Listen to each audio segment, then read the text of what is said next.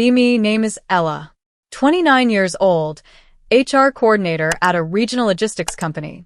Been here 3 years, handle recruitment and employee relations. Company has about 150 employees, mostly warehouse and delivery staff. Office team is small, about 30 people handling admin and operations. Work is busy but manageable, good people, no major issues. Everything changes when we get a new HR director. Her name is Patricia, 41, comes from some activist organization in Chicago. First day, she gathers the whole HR team for a vision meeting. Walks in wearing pins all over her blazer. Smash the patriarchy. Believe women. The future is feminist. I'm thinking, okay, she's passionate about her beliefs. Nothing wrong with that. Let's see how she leads. She starts talking about her mission for the company. Says HR should be a force for social transformation. Not just hiring and policies, but reshaping workplace culture. Mentions patriarchal structures and systemic oppression about 15 times. I'm nodding along, trying to be open-minded. Then she says her first priority. Creating safe spaces where marginalized voices can thrive. Specifically women who have been silenced by corporate male dominance. I glance at my coworker Rita, and she looks skeptical.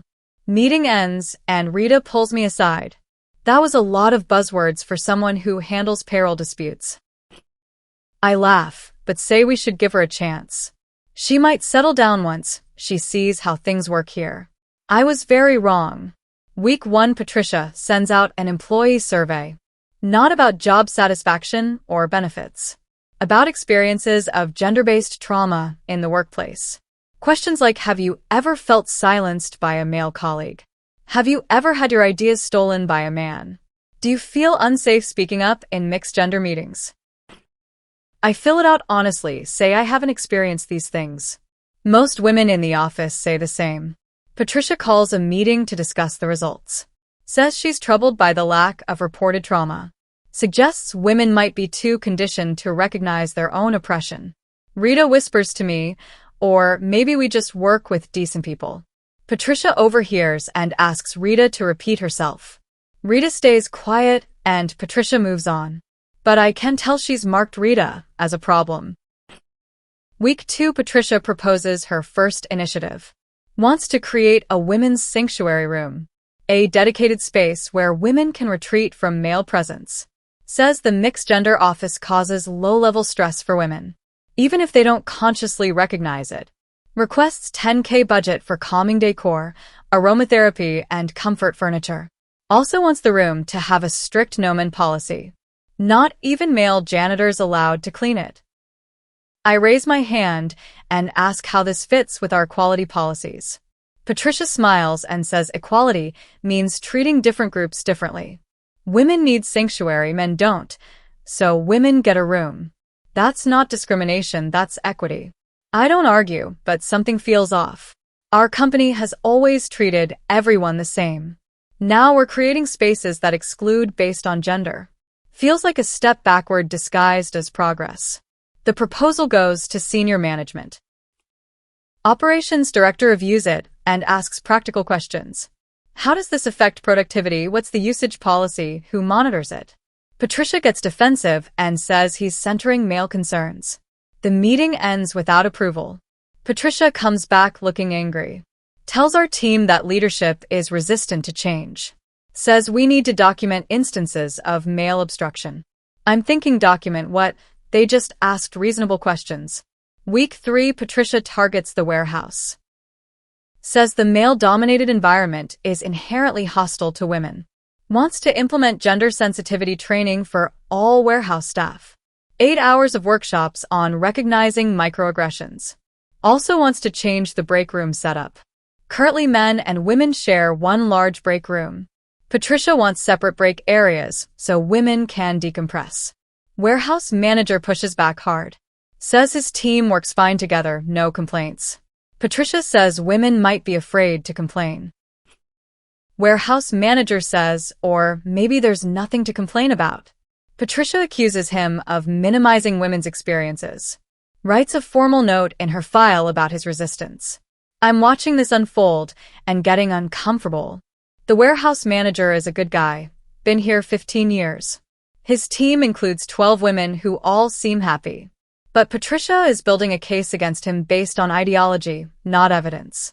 Week 4, Patricia implements new meeting rules. All meetings must begin with a gender acknowledgement.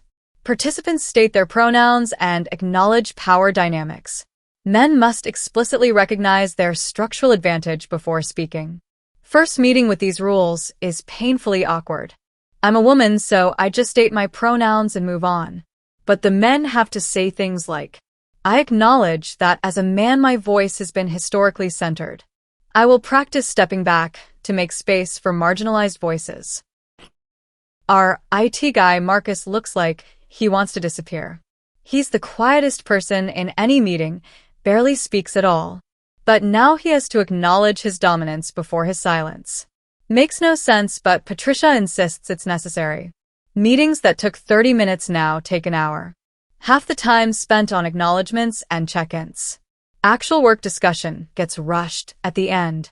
Week 5, Patricia proposes her biggest initiative yet. Wants the company to commit to 60% female leadership within 2 years. Currently, leadership is about 45% female, pretty balanced. Patricia says balanced isn't enough. We need to overcorrect to make up for historical exclusion. Also wants to implement a policy where female candidates get automatic preference. If a man and woman are equally qualified, woman gets the job. I raise a concern in our team meeting. What if the man is slightly more qualified? Patricia says qualifications are often biased toward male traits. Things like assertiveness and competitiveness, which are just patriarchal values disguised as job skills. I ask what traits we should value instead. She says collaboration, empathy, emotional intelligence. I point out that our warehouse needs people who can lift heavy boxes. Is physical strength a patriarchal value? Patricia looks at me coldly and says I'm being deliberately obtuse. Rita jumps in to defend me, and Patricia shuts her down too. Meeting ends with tension between Patricia and basically everyone. Week 6, I become a target. Patricia calls me into her office for a one-on-one. Says she's noticed I push back on her initiatives. Asks if I have internalized misogyny I need to work through. I say no. I just have practical concerns about implementation. She says practical concerns are often masks for ideological resistance. Asks if I've ever examined my relationship with patriarchy. I say I wasn't aware I had a relationship with patriarchy. She doesn't find that funny. Says she's putting me on a development plan. I need to complete online courses on feminist theory. Write reflection papers on my own complicity in oppression. Attend weekly check-ins with her to discuss my progress. I leave her office feeling like I'm being punished. For what? Asking questions, having a different opinion. I thought feminism was about empowering women, not forcing them into ideological compliance. Week 7, the Women's Sanctuary gets partially approved. Smaller budget, but Patricia gets a room. Decorates it with inspirational quotes about feminine power. Couches, plants, soft lighting, a tea station. Grand opening is announced with an all-women meeting. I attend because it's mandatory for female employees. Patricia gives a speech about creating space free from male gaze. Says this room is a refuge from the daily violence of patriarchy. I look around and see other women looking uncomfortable. Violence seems like a strong word for our accounting department. Patricia demonstrates proper use of the sanctuary. Says we should come here when we feel overwhelmed, or when we need to process interactions with male colleagues. One woman asks if we log our visits. Patricia says yes, for metrics on sanctuary utilization. So basically she'll know if we're not using it enough. Room sits mostly empty for the next 2 weeks. Women don't feel the need to retreat from their male colleagues, because their male colleagues are just normal coworkers, not oppressors they need sanctuary from. Patricia sends increasingly urgent emails encouraging sanctuary use. Starts asking women individually why they're not using it. Are you sure you're okay? You can tell me if something happened. Women start using it just to get her to stop asking.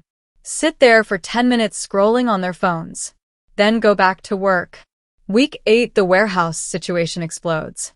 Patricia has been documenting the warehouse manager for weeks, building a case that he's creating a hostile environment. Finally submits a formal recommendation to terminate him. Cites his resistance to training and his dismissive attitude. Operations director reviews the recommendation. Calls a meeting with Patricia, the warehouse manager, and HR leadership. I'm asked to attend as note-taker. Patricia presents her case with detailed documentation. Every time he pushed back on her initiatives. Every time he defended his team instead of assuming they were oppressed. Warehouse manager responds calmly. Shows his team's satisfaction scores, highest in the company. Shows retention rates, lowest turnover in the company. Shows feedback from female employees, all positive. One woman wrote, "He's the best manager I've ever had." Patricia dismisses this as women being conditioned to accept the status quo. Operations director looks at her and asks, "So positive feedback from women doesn't count?" Patricia says not when it contradicts structural analysis. Operations director turns to me. "Ella, you've been in these meetings. What's your assessment?" I hesitate because Patricia is my boss, but I'm done staying quiet.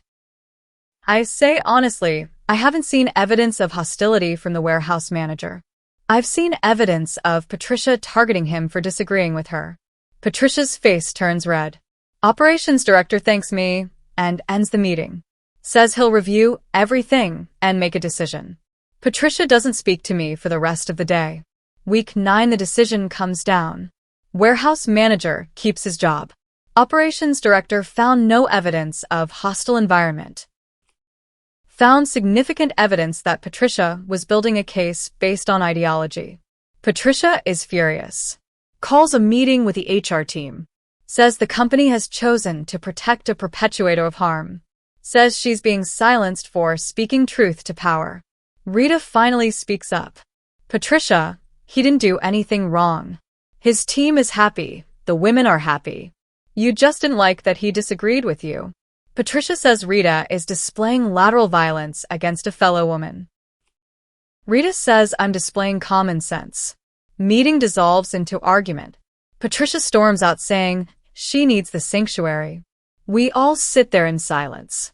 Finally, I say what everyone's thinking. This isn't working. Week 10, Patricia files a complaint. Claims the company has a hostile environment against feminist values.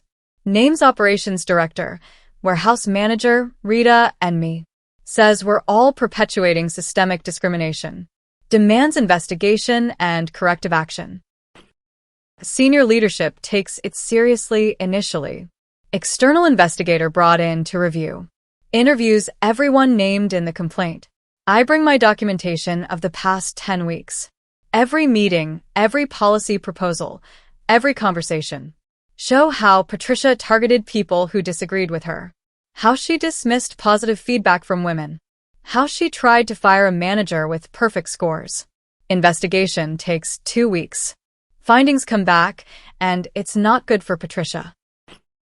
No evidence of hostile environment against feminist values. Significant evidence of Patricia creating hostile environment for dissenters.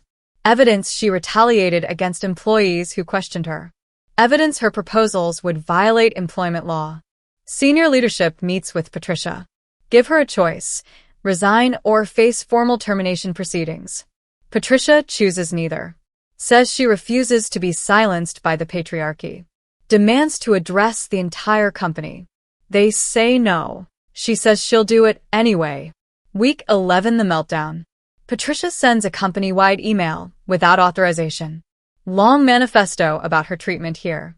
Says the company is a patriarchal institution, disguised as progressive. Says women like me and Rita are traitors to our gender.